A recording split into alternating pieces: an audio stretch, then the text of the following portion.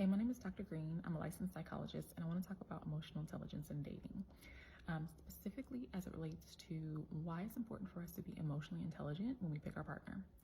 So, when we talk about emotional intelligence, we're talking about the ability to feel your emotions, express your emotions appropriately, name your emotions, right? As well as the ability to perceive other people's emotions and manage their emotions. And when I say manage, I'm not saying like manipulate their emotions, but more so if someone is having around you is having an emotional experience, they're angry or sad or whatever, like we're able to appropriately regulate ourselves in that moment. So emotional intelligence is both an internal process and an interpersonal process. There are a number of factors that impact our emotional intelligence. One of the primary ones being our childhood or our family, right? Our household.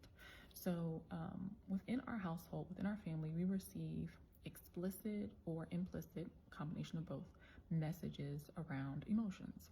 An explicit message might be maybe you're a boy, something happens, you fall and you cry, right? And your caregiver might tell you like boys aren't supposed to cry, right? And over time, if that's a message that is continually given to you, you internalize that. And so you now grow into a man that cannot cry, right? Even when maybe and it's appropriate given the situation, maybe a funeral, whatever, you just can't get the tears to cry, right? Sometimes for girls, I've heard from clients like being told like you're not supposed to be angry, you're supposed to be nice, you're supposed to be a good girl. And so even accessing anger as an adult becomes very difficult because you've learned that you're not supposed to, right?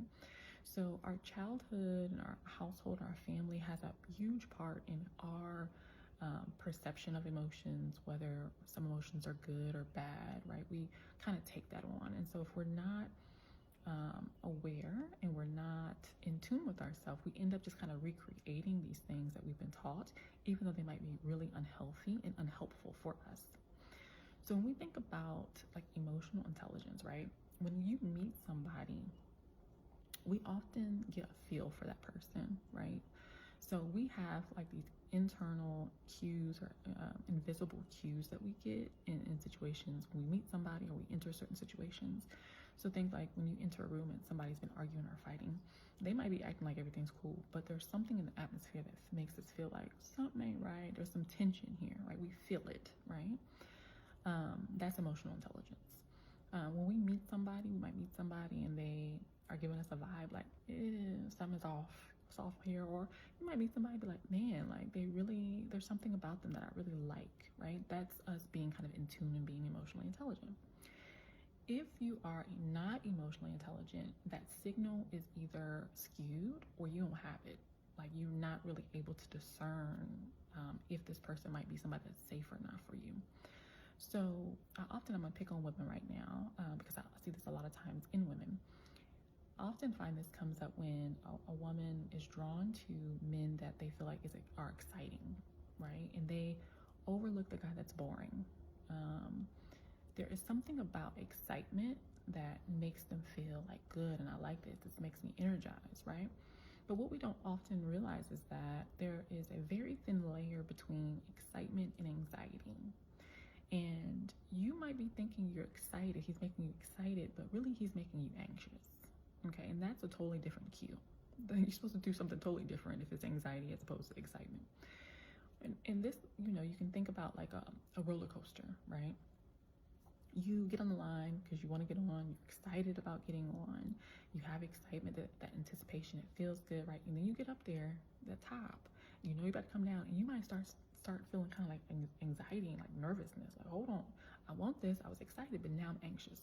So very quickly, excitement and anxiety can kind of flip, or you can misinterpret those two things. So oftentimes as a woman, we can be drawn to this man that's exciting, but he's actually signaling some anticipatory fear in us. And we need to be going the opposite direction, not moving towards him, right?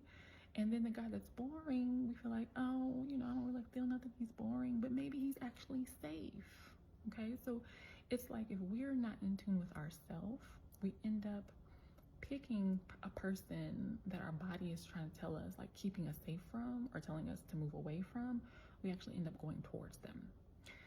And so it's important for us to really start doing the internal work to figure out, am I in my body? Am I allowing myself to feel what I feel? feel? Do I trust my emotions?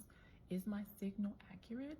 We need to be doing work around that in order to avoid falling into the trap of continually picking partners that are actually not good for